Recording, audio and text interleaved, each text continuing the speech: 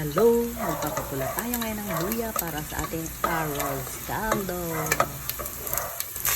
Tapos ang ating karne, frozen siya, kaya inilagay na natin dyan para pagkuluan, diretso na siya. Hugas tayo ng 2 takal na bigas para siyang ilugaw. Ayan. Kumukulo na siya, palambutin lang natin ang bigas. Hindi pa rin malambot yung karne, frozen talaga eh. Nagmamadali tayo.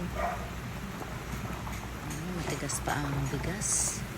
So palambot-lambutin pa natin siya hanggang sa lumapot. Ayan, medyo malapot na siya. Malapit na. Pwede na. Malalaki ang gayat ating karne kasi hindi na natin na slice dahil sobrang frozen. Pero masarap naman siya. Hindi nyo ba naaamoy? Sarap-sarap ng amoy ng ating arroz caldo.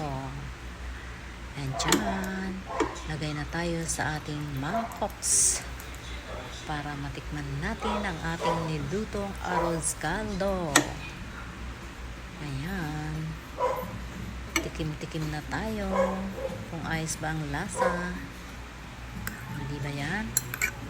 Yan. Tikman natin ang isang wing. Siyempre, para mas masarap, ano ang kailangan nating ilagay dyan? Dagdagan natin ng itlog. Ayan, perfect na ating arroz.